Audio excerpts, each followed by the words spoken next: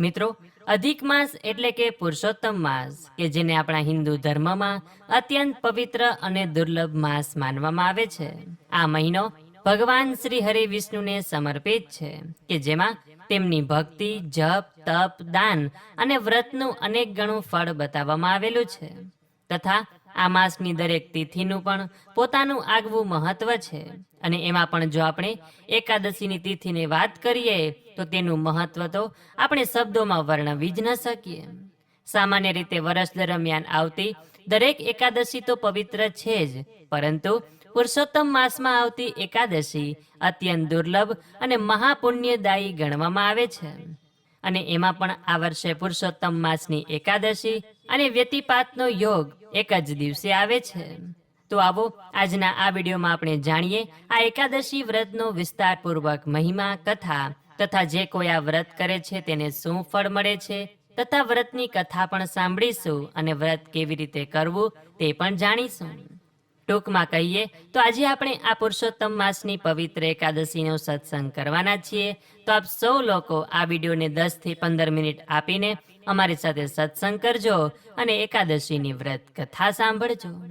તો વિડીયો પસંદ આવે તો કોમેન્ટ સેક્શનમાં પુરુષોત્તમ માસ નિમિત્તે એકાદશીના જય શ્રી કૃષ્ણ લખજો. શ્રી કૃષ્ણ ગોવિંદ હરે મુરારે, હે નાથ નારાયણ વાસુદેવ. મિત્રો, પુરુષોત્તમ માસની એકાદશીનું વિશેષ મહત્વ એ માટે પણ ગણવામાં આવે છે કેમ કે આ દિવસે મન અને ઇન્દ્રિયોને નિયંત્રિત કરવાનો દિવસ માનવામાં આવે છે. ઉપવાસનો અર્થ માત્ર અન્નનો ત્યાગ કરવો નથી, પરંતુ મનને પવિત્ર રાખવું, ક્રોધ ન કરવો, ખોટું ન બોલવું, નિંદા ન કરવી અને ભગવાનનું ચિંતન કરવું એ પણ એક પ્રકારનો ઉપવાસ જ કહેવાય. જ્યારે કોઈ એકાદશીના દિવસે સંપૂર્ણ ભક્તિભાવથી ભગવાનનું સ્મરણ કરે છે તો પણ તેને એકાદશીનું ફળ મળી જાય છે.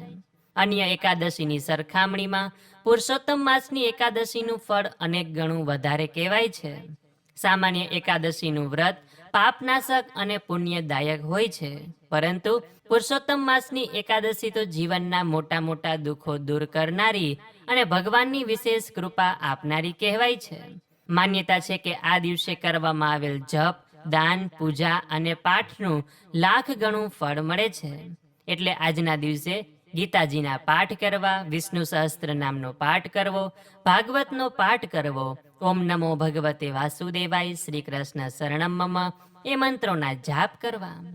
એકાદશીનું વ્રત કહેવાય છે કે સ્ત્રી, પુરુષ, વૃદ્ધ, યુવાન અને બાળક પોતાની શક્તિ પ્રમાણે કરી શકે છે.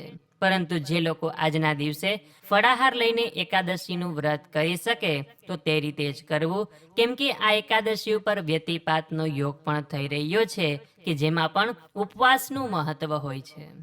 અને જે કોઈ વ્યક્તિ ઉપવાસ નથી કરી શકતા અને અન્ન લે છે તે લોકોએ આજે રાંધેલો ભાત ખાવો નહીં, સાત્વિક ભોજન લેવું, લસણ ડુંગળીનું સેવન કરવું નહીં અથવા તો કોઈ પણ તામસિક વસ્તુનું સેવન કરવું નહીં. આજના દિવસનો વધુમાં વધુ સમય ભગવાનની સેવા, પૂજા અને તેમનું નામ સ્મરણ કરવામાં પસાર કરવાનો. આજના દિવસે વહેલી સવારે ઉઠી સ્નાન કરી સ્વચ્છ વસ્ત્ર ધારણ કરી ઘરના મંદિરમાં ભગવાનનું પૂજન કરવામાં આવે છે. ભગવાનની પૂજામાં આજે તુલસી દળનું વિશેષ મહત્વ છે. તુલસીજી વિના ભગવાન વિષ્ણુની પૂજા અધૂરી મનાય છે. તેથી આજે ભગવાનને તુલસીજી અર્પણ કરી ઓમ નમો ભગવતે વાસુદેવાય મંત્રનો જપ કરવો ખૂબ જ શુભ માનવામાં આવે છે. એકાદશીના દિવસે સમય મળે છે ત્યારે ભજન કીર્તન કરવા, ભગવાનની માળા કરવી અથવા તો અડોશી પડોશી સાથે બેસીને સત્સંગ કરવો. નિત્ય આપ તો સવારના સમયમાં કાઠાગોરનું પૂજન તો કરતા જ હશો, તો ત્યારે પણ એકાદશીનો સત્સંગ કરી શકાય અને જો ત્યારે સમય ન હોય તો સાંજે પણ કરી શકો છો. આજના દિવસે યથાશક્તિ ગરીબોને દાન કરવું, ગાયને ચારો ખવડાવવો અને જરૂરિયાતમંદોને મદદ કરવી. આ એકાદશી પર રાત્રે જાગરણ કરવાનું પણ ખૂબ જ મહત્વ લખેલું છે. અને રાત્રે જાગરણ કરતી વેળાએ પણ ભજન કીર્તન કરવા, ગીતાના પાઠ વાંચવા, ટીવી, મોબાઈલમાં ભગવાનની કથા આવતી હોય તો તે સાંભળવાની અને પુરુષોત્તમ માસ મહાત્મ્ય કથા સાંભળવાની બાકી હોય તો તે પણ સાંભળી શકાય. તથા બીજા દિવસે સવારે વહેલા ઉઠી શુભ મુહૂર્તમાં એટલે કે બારસના દિવસે સવારે પારણા કરવાના.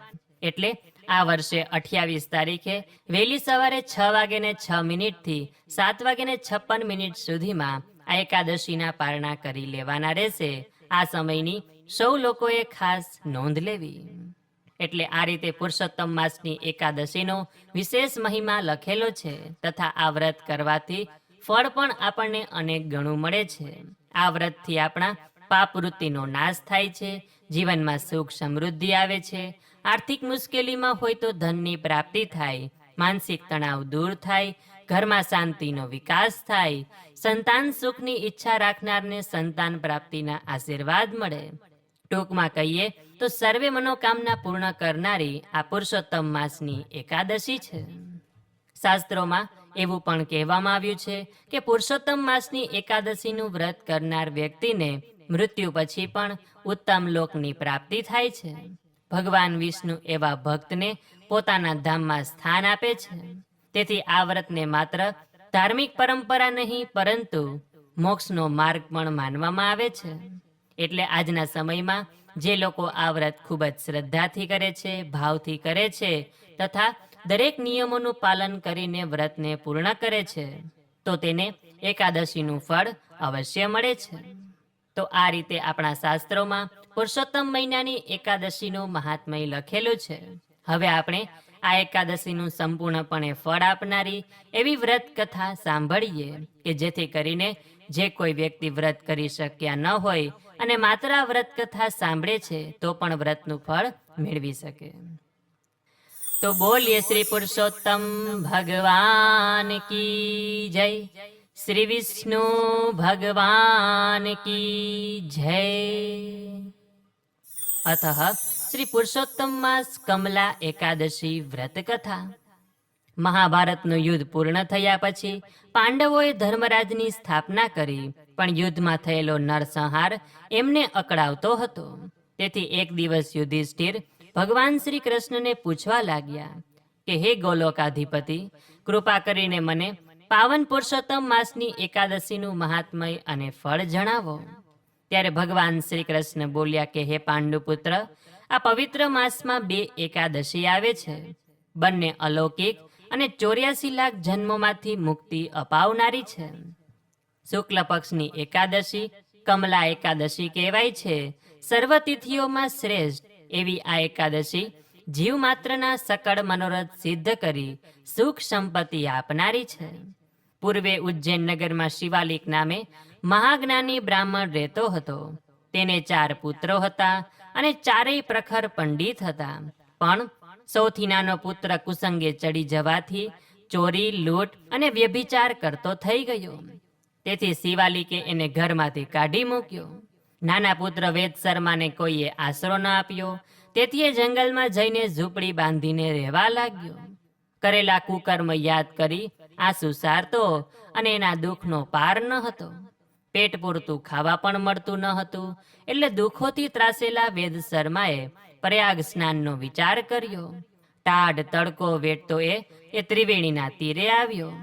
પગમાં કાંટા કાકરા વાગ્યા છે, વસ્ત્રો તાર તાર થઈ ગયા છે. સવારથી કાંઈ ખાવા મળ્યું નથી, આંખે અંધારા આવે છે. તોય એણે પ્રયાગમાં સ્નાન કર્યું અને એક વૃક્ષ નીચે આરામ કરવા લાગ્યો. એ જ વખતે મહર્ષિ શૃંગ પોતાના શિષ્યો સાથે ત્યાં આવ્યા. બધાએ સ્નાન કર્યું પછી ઋષિ શૃંગ શિષ્યોને કમલા એકાદશીની કથા સંભળાવવા લાગ્યા. વૃક્ષ નીચે સૂતેલો વેદ શર્મા પણ આ કથા સાંભળી રહ્યો છે. કથા સાંભળ્યા પછી એણે વિચાર કર્યો કે આમ પણ હું સવારનો ભૂખ્યો જ છું, તો હવે ઉપવાસ જ કરી નાખું. કદાચ મુજ દુર્ભાગ્ય ઉપર પુરુષોત્તમ પ્રભુ કૃપા કરે. વેદ શર્માએ તત્કાળ ઉપવાસનો સંકલ્પ કરી લીધો અને પુરુષોત્તમ પ્રભુની માળા જપવા લાગ્યો. મધ્યરાત્રિના સમયે મહાલક્ષ્મી પ્રગટ થયા અને વેદ શર્માના મસ્તક પર હાથ ફેરવીને કહેવા લાગ્યા કે હે વત્સ, હવે જાગ, હું તારા પર પ્રસન્ન થઈ છું. વેદ શર્મા સફાળો જાગી ગયો અને દેવીના ચરણ પકડીને પૂછવા લાગ્યો કે હે દેવી, તમે કોણ છો? મુજ પાપીને કયા પુણ્ય બળે દર્શન દીધા? ત્યારે લક્ષ્મીજી મંદ મંદ સ્મિત કરતા બોલ્યા કે ભક્ત, હું મહાલક્ષ્મી છું. તે મારું વ્રત કર્યું છે તારા સર્વે પાપનો ક્ષય થયો છે અને હું તને સમૃદ્ધિ આપવા આવી છું. હવે હું તારા વંશમાં સ્થિર થઈશ અને કમલા એકાદશીનું વ્રત કરનારના દુઃખ દારિદ્ર્યનો અંત આવે છે. વેદ શર્માની આંખમાંથી હસરાશ્રુ આવી ગયા અને લક્ષ્મીજી આશીર્વાદ આપી અંતર ધ્યાન થયા. લક્ષ્મીજીની અનહદ કૃપા થવાથી દુષ્ટ વિપ્રપુત્ર વેદ શર્મા મહાપાપીમાંથી પુણ્યશાળી બની અખૂટ ધન ભંડાર પામ્યો.